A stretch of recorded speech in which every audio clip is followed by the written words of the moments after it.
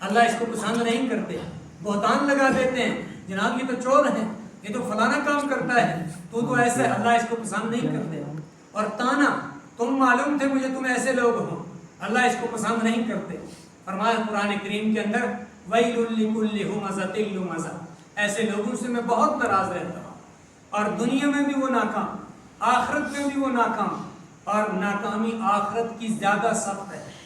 دنیا کی ناکامی اتنی سخت نہیں ہے, یہ بھی اگرچہ, لیکن اتنی نہیں. اس کا علاج ہے.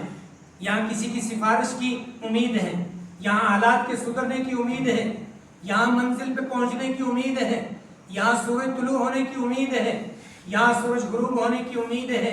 اور کچھ نہ بنا تو موت تو آئے گی, ساری چیزوں سے چھٹکارا دلا دے گی. آخرت کے بارے میں اللہ نے فرمایا لا يموت فیہا ولا یحیا, وہاں نہ موت آئے گی اور نہ دوبارہ زندگی ملے گی. قد افلح من تزکا, جس نے نمازیں پڑھی, غیبت سے بچا, چغلی سے بچا, چوری سے بچا, وہ انسان کامیاب ہو گیا. اور اس کو جانے کی بھی ضرورت نہیں, وہ کہے گا بھی نہیں کہ مجھے دوبارہ لوٹا دیا جائے, کبھی نہیں کہے گا کہ مجھے دوبارہ دنیا کے اندر لوٹا دیا جائے, خوش ہو جائے گا اسی زندگی کے اندر. تو پیار سے اللہ تعالیٰ فرماتے ہیں یا ایھا الذین آمنوا توبوا الی اللہ توبۃ نصوحا, اے محترم ایمان والو, اے قابل صد احترام ایمان والو, تم چھوٹے موٹے لوگ نہیں, یہ تم خود غلط فہمی میں پڑ گئے ہو کہ میری کیا معاشرے میں عزت ہے. جناب میں تو ایک چھوٹا پڑا ہوا آدمی ہوں, ریڑھی والا ہوں یا فلانے کام والا ہوں. کون کہتا ہے تمہاری عزت ہمارے پاس ہے, تمہیں ہم نے عزت دی ہے. لقد خلقنا الانسان فی احسن تقویم. ہاں یہ اور بات ہے کہ عمل نہ کیا تم نے, بد عملی کی, اور وہ بد عملی بھی کون سی؟ تم نے لوگوں کو دھوکہ دیا, تم نے لوگوں کو راستے سے بھٹکایا, تم نے لوگوں کو دین سے ہٹایا, تم نے خود دین چھوڑا, تم نے نمازیں چھوڑی, روزے چھوڑے, زکوٰۃ چھوڑی, حج چھوڑا, نبی کی سنت چھوڑی, اور خود نبی کی سنت کے قاتل بنے. اور تمہارے سامنے خود نبی کی سنت کٹتی رہی, تمہیں پرواہ تک نہیں ہوئی, کان میں جوں تک نہ رہیں گی, تمہیں اس کا بھی احساس نہیں ہوا. تمہارے سامنے ماں کی عزت لوٹی, بہن کی عزت لوٹی, بھائی کی عزت لوٹی, بھائی کی جان چلی گئی, بیوی کے ساتھ کھلواڑ ہو گیا, مسجدیں غیر آباد رہیں, اور تمہارے بڑوں کی ناقدری ہو گئی, چھوٹوں پہ ظلم ہو گیا. یہ ایک خسارہ ہے, یہ نقصان تم نے اپنے ذمے لیا, اور حالت ایسی خستہ بنائی کہ تم بگڑے ہوئے لوگوں کی شکلیں لے کے چلے کہ تمہیں کوئی پہچان بھی نہیں سکا کہ یہی ہیں ایمان والے. ہم پکار رہے ہیں اے ایمان والو ادھر آؤ, اگر کوئی لائے وہ کہے کون ہے ایمان والا؟ ایمان والے کی تو کچھ پہچان ہوتی ہے, کون سا ہے ایمان والا, وہ کیسے پہچانے گا, وہ کیا چیز ہے تمہارے پاس؟ نبی علیہ الصلوۃ والسلام نے ایک ایسا جھنڈا اور ایسا علم دے دیا کہ کسی مجمع اور فوج اور خاص جمکٹھے نہیں اٹھانے کی ضرورت نہیں, اکیلے تنہا ہر آدمی کے پاس جھنڈا ہے, اس کی پہچان آ جاتی ہے کہ یہ مسلمان ہے, یہ ایمان والا ہے, یہ مخاطب ہے, اور یہی میرا مخاطب ہے. آئیے ایمان والے. تو یہ چیزیں جب چھوڑ دیں ثم رددناہ اسفل سافلین, پھر ہم ناراض ہوتے ہیں, ہم اسے گراتے ہیں, پھر بھی کسی کو حق نہیں دیتے ہیں کہ کوئی اور اس کو کوئی لیبل لگائے اور گرائے, پھر ہم گراتے ہیں, اور ہمارا گرا ہوا کبھی اٹھ نہیں پاتا ہے, اور ہمارے گرائے ہوئے کو کوئی اٹھا نہیں پاتا ہے, اور ہمارے گرائے ہوئے کو کوئی جگہ نہیں دیتی ہے. ثم رددناہ اسفل سافلین, پھر ہم نے کھاتے بنائے ہوئے کہ نیچے کس کو کہتے ہیں, اوپر کس کو کہتے ہیں, اوپر اعلیٰ علیین ہیں, نیچے سجین ہیں, یہ ہمارے دیے ہوئے درجے ہیں. اس کے علاوہ کسی کے پاس اس کی کوئی سرٹیفکیٹ نہیں کہ وہ درجہ دے دے. پھر ہم جو اوپر اٹھاتے ہیں جس کو الا الذین آمنوا وعملوا الصالحات فلہم اجر غیر ممنون, اس کو ہم عرش پہ اٹھا لیتے ہیں. جس نے اعمال صالح کیے اور ایمان بھی لایا, پھر اعمال صالح کیے, نیک رہا. اعمال صالح میں اہم چیز زبان کے اوپر کنٹرول ہے, سچی زبان, جھوٹ سے کنٹرول, بے حیائی سے کنٹرول, آنکھ کے اوپر کنٹرول, کان کے اوپر کنٹرول, ہاتھوں کے اوپر کنٹرول, پاؤں کے اوپر کنٹرول, اور نیت کے اوپر کنٹرول.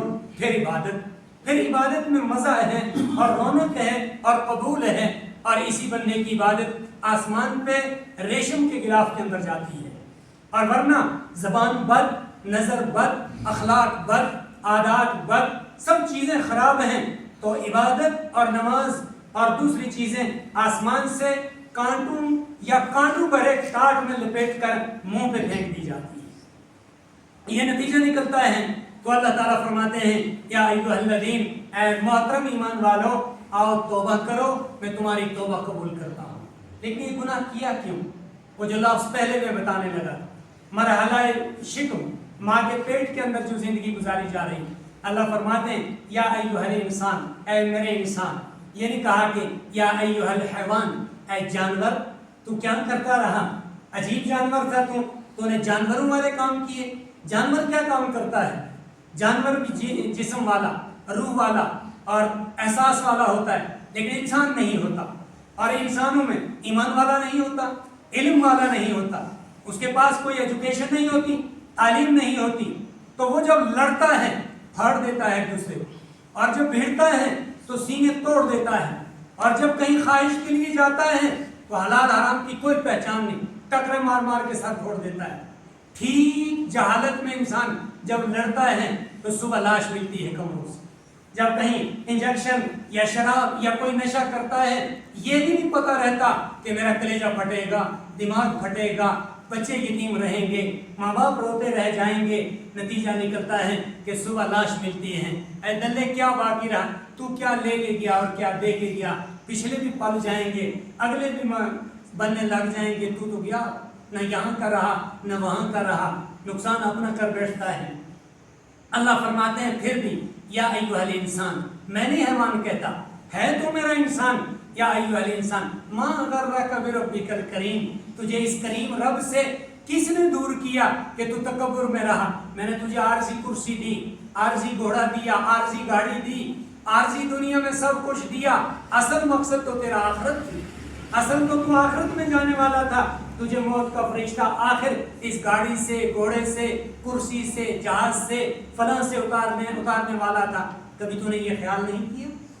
اور میں تیرے انتظار میں تھا، میں نے تیرے لیے میدان سجایا، پارکیں بنائی، باغ لگائے، پھول لگائے، کیاریاں بنائیں، پیڑ لگائے اور پیڑوں میں پھل لگائے، اور پھر پیڑوں کے نیچے نہریں چلائیں، اور پھر نہروں کی صفائی کروائی، اس میں دودھ جاری کروا دیا، شہد جاری کروا دیا، اور ادھر حوض بنا دیے، اور حوض کے سائڈوں میں پھر میں نے گلاس لگا دیے سونے چاندی کے، اور پھر مرمر سے اور سونے چاندی سے چنی ہوئی موتیوں سے کرسی لگا دی کہ یہاں تاجدار مدینہ تشریف فرما ہوں گے، اور امت کے جیالے آئیں گے اور محمد رسول اللہ صلی اللہ علیہ وسلم کے ہاتھ سے یہ شربت پئیں گے۔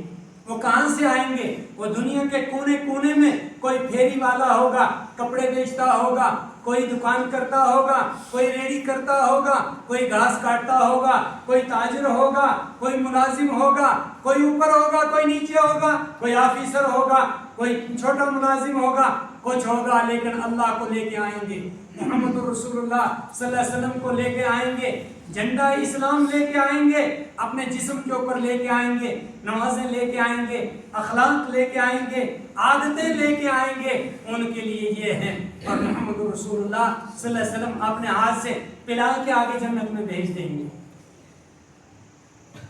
اللہ فرماتے ہیں کہ تمہیں وہ پچھلا مقام یاد نہیں رہا، ما غرک بربک الکریم الذی خلقک فسواک فعدلک فی ای صورت ما شاء رکبک، وہاں ماں کے پیٹ کے اندر ان 9 مہینے کے اندر اللہ نے تجھے بنایا بھی، پیدا بھی کیا، آنکھیں بھی دیں، پھر آنکھیں جگہ پہ لگائیں، ناک بنایا، کان بنائے، ہاتھ بنائے، پاؤں بنائے، وزن بنایا، شکلیں بنائیں، انگلیاں بنائیں، رنگت بنائی، دل بنایا، کلیجہ بنایا، دماغ بنایا، عقل دی، سب کچھ دیا، پھر تو بگڑ گیا، پھر نقصان کس کا؟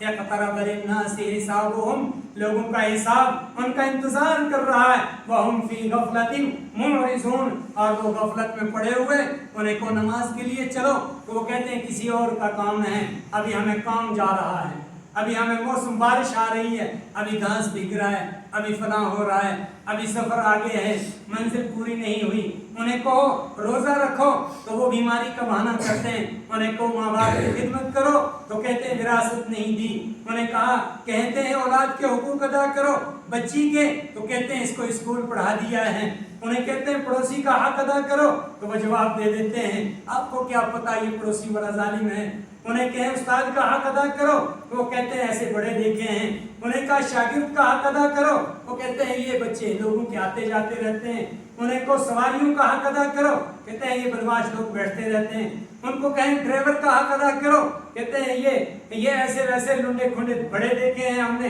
یہ معاشرہ بنا دیا، سماج بیٹھے ہیں گاڑی میں، نہ سواری کو ڈرائیور کی قدر نہ ڈرائیور کو سواری کی قدر، تو کہاں معاشرہ چلے گا؟ اللہ کے یہاں کیا منہ دکھائیں گے؟ اللہ ہم سب کو ایک اچھا خوبصورت معاشرہ اور ایک نظام نصیب کرے اور آخرت کی فکر نصیب کرے۔ وآخر دعوانا ان الحمد للہ۔